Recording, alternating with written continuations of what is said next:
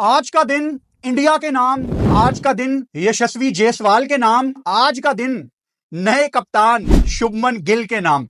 मतलब आप ये मान के चलें कि इंडियन टीम ने आज जो जो सोचा हुआ था उन्होंने आज कर लिया।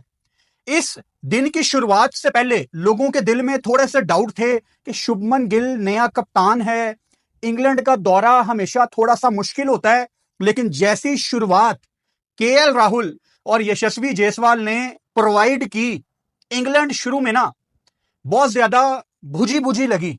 ऐसे लग रहा था कि यार इंग्लैंड एंडरसन को मिस कर रही है। एंडरसन तेंदुलकर अब इस ट्रॉफी का नाम है, थोड़े से दिन लगेंगे जुबान पे ये चढ़ने में। हमें आदत है बॉर्डर गवास्कर ट्रॉफी बोलने की, तो आदत पड़ जाएगी कुछ सालों में एंडरसन तेंदुलकर ट्रॉफी बोलने की। इंग्लैंड ऐसे लग रहा था कि शुरू में मिस कर रही है एंडरसन को, इंग्लैंड मिस कर रही है ब्रॉड को, क्योंकि शुरुआती ओवर्स में इंग्लैंड ने बहुत फीकी फीकी बॉलिंग की। या आप ये भी कह सकते हैं कि जिस टेक्निक के साथ केएल राहुल और स्पेशली यशस्वी जायसवाल ने इंग्लैंड की बॉलिंग को चैलेंज किया, उनको फेस किया, वो बेहतरीन था। मतलब मैं देख रहा था कि यशस्वी जायसवाल इंग्लैंड जैसी मुश्किल कंडीशंस, एक हाइप बनी होती है ना, छोटे बॉल को वो जिस तरह सॉफ्ट हैंड्स के साथ खेल रहे थे, पता लग रहा था कि कितना ज्यादा कंट्रोल है जायसवाल का अपनी टेक्निक के ऊपर। मतलब आप देखो, वेस्ट इंडीज में शतक जड़ा था जायसवाल ने, ऑस्ट्रेलिया में शतक लगाया, सबको इंप्रेस किया, और आज इंग्लैंड में अपना पहला 100 लगाया। पता नहीं अपने करियर में इन्होंने कितने आगे 100 लगाने हैं इंग्लैंड में और दुनिया भर में, लेकिन ये वो कंट्रीज हैं।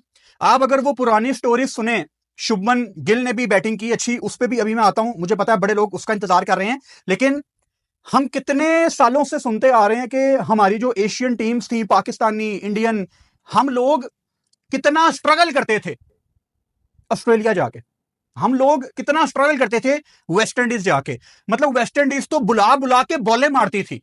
अगर कोई पुराने जमाने की क्रिकेट देखने का शौकीन है तो उसको पता मैं क्या बात कर रहा हूं।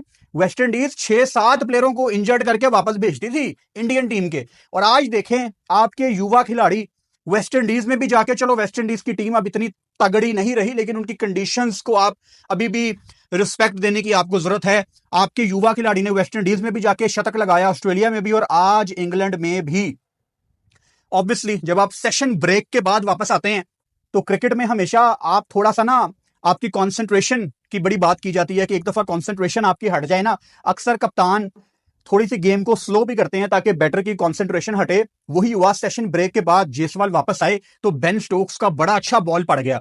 अच्छा, बेन स्टोक्स ने आज के दिन में सबसे बेहतर बॉलिंग की। वो बेन स्टोक्स जो कुछ साल पहले तक बॉलिंग करना इतना प्रेफर नहीं करते थे, वो तब बॉलिंग करने आते थे जब कुछ भी नहीं हो रहा होता था, लेकिन उसके बाद उन्होंने अपनी फिटनेस पे काम किया। मुझे याद है सीएसके की तरफ से बेन स्टोक्स खेलने आए थे और उन्होंने पहले ही कह दिया था कि मैंने 1 ऑफ टेस्ट मैच खेलना है आयरलैंड के अगेंस्ट। उन्होंने ब्रेक ली, वो इंग्लैंड गए। तो बेन स्टोक्स जैसा कप्तान एक इंस्पिरेशन है। उन्होंने बड़ा काम किया है अपनी बॉलिंग के ऊपर कि मैं इंग्लैंड की टीम में एज ए बॉलर भी वैल्यू ऐड करना चाहता हूं। बड़ा कुछ है इस डे 1 में डिस्कस करने के लिए। बड़े दिनों के बाद आप ये वीडियो देख रहे हैं तो आपको प्रॉपर एंटरटेन किया जाएगा। इंडिया ने जो अपनी आज प्लेइंग 11 खिलाई, मैं कहता हूं जो इंग्लैंड ने इस दौरे में जिन जिन लड़कों को फेस करना है ना, भारतीय लड़कों को, उनमें से सबसे बेहतरीन टीम चुन के, शुभमन गिल टॉस में बता भी रहे थे कि पिछले 10 दिन से हम यहां प्रैक्टिस कर रहे हैं, इन्होंने प्रैक्टिस मैच भी खेले थे, ऑब्वियसली आपको पता ही है इस बारे में। इंडिया ने अपनी बेस्ट कंबिनेशन, अपनी बेस्ट टीम आज खिलाई है। मतलब जब मैं इनकी प्लेइंग 11 देखता हूं, प्रसिद्ध कृष्णा, जसप्रीत बुमराह, मोहम्मद सिराज और शार्दुल ठाकुर आपको यहां पे अच्छी खासी बॉलिंग करते नजर आएंगे, तो इतना बेहतरीन, इतना बैलेंस आपको लगता है इस टीम में। ऊपर से केएल राहुल, चलो आज उन्होंने अच्छा स्टार्ट प्रोवाइड कर दिया। साई सुदर्शन पे भी अभी मैं आता हूं, डेब्यूटेंट कुछ नहीं कर पाए, ज्यादा हार्श नहीं होना हमने उनपे, लेकिन ये जो प्लेइंग 11 है ये अच्छी प्लेइंग 11 है। थोड़ा सा डाउट मुझे भी था, आपको भी था, शायद हम सबको था कि यार इंडिया की यंग टीम है, शुभमन गिल को शायद बड़ी जल्दी तो नहीं कप्तान बना दिया भारत ने।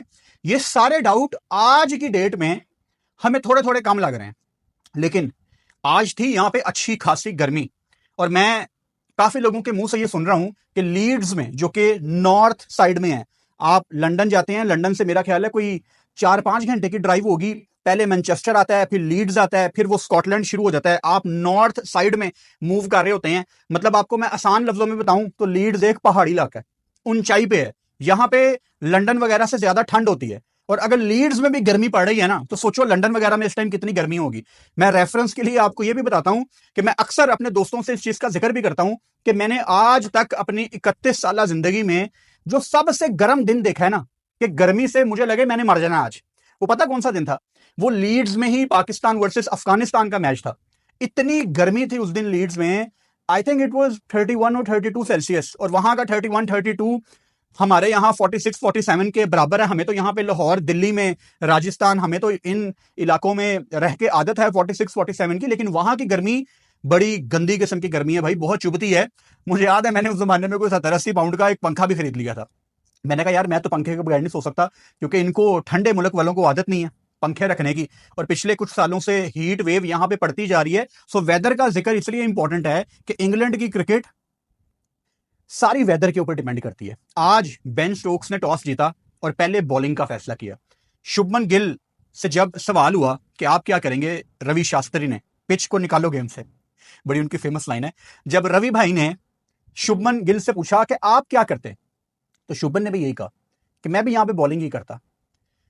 अब समझने की जरूरत है और आपको समझाने की भी कोशिश करूंगा मैं। अगर तो धूप में, गर्मी में विकेट इतना सीधा हो जाता है, तो दोनों कप्तान पहले बॉलिंग क्यों करना चाहते थे? इसलिए करना चाहते थे कि कल जब आपको पिच की तस्वीरें आ रही थी, बहुत ज्यादा आपको ग्रीनिश लुक नजर आ रही थी, और इंग्लैंड ऑस्ट्रेलिया की हमेशा आदत है, ये एक आधे दिन पहले विकेट पे थोड़ा सा ग्रास छोड़ते हैं, और जिस दिन मैच होता है उस दिन अर्ली मॉर्निंग ये विकेट को थोड़ा सा साफ करते हैं। ग्रास थोड़ा सा रह जाता है, लेकिन वो ग्रीनिश लुक आपको वो न्यूजीलैंड जो अक्सर रखता है कि पता ही ना लगे ग्राउंड कहां पे और पिच कहां पे है, वो फीलिंग आपको यहां पे नहीं नजर आती। लेकिन जो ग्रास होती है वो थोड़ी बहुत बॉलर्स को लाजमी हेल्प करती है। और अगर आधे पौने घंटे के लिए बादल आ गए, तो पहले सेशन के आधे पौने घंटे में इस टेस्ट मैच में इंग्लैंड में ऐसा कुछ हो सकता है जो पूरे टेस्ट मैच में आपको इतना गिरा देगा कि आप शायद उसके बाद उठ ही नहीं पाएंगे। उस स्पेसिफिक टेस्ट मैच की बात कर रहा हूं। तो धूप जितनी तेज होगी, इंग्लैंड में बैटिंग करना उतना आसान होगी। दोनों कप्तानों को पता था कि विकेट के ऊपर जो ये थोड़ी सी ग्रास है ना, ये हमने फायदा उठाना है पहले बॉलिंग करके। उसके बाद हालांकि शुभमन, इंटरेस्टिंग पॉइंट नोट करो, शुभमन गिल ने कहा कि मैं पहले बॉल करता, लेकिन एक आधे सेशन के बाद यहां पे बैटिंग करना आसान हो जाएगी। मतलब दोनों कप्तानों को पता था कि हमने अर्ली ऑन आधे पौने घंटे में इस विकेट से जो निकालना है वो आधे पौने घंटे में निकालना है, उसके बाद ये विकेट बहुत फ्लैट हो जाएगा। और वही हुआ। आप अगर पहले दिन 300 प्लस इंग्लैंड के खिलाफ लगाएंगे, कल यहां पे थोड़ी सी बारिश का इम्कान है, यहां पे क्लाउड्स आएंगे, लेकिन जब जब धूप निकलेगी बहुत इंटरेस्टिंग होगा देखना कि क्या, जिस तरह आज यशस्वी जायसवाल और शुभमन गिल ने 100 लगाए, इंग्लैंड की तरफ से कौन लगाएगा? अब ये WTC की साइकिल की शुरुआत है, और इंग्लैंड बहुत बुरी तरह WTC के फाइनल से दूर हो गया था पिछले साइकिल में, जो साउथ अफ्रीका जीता है।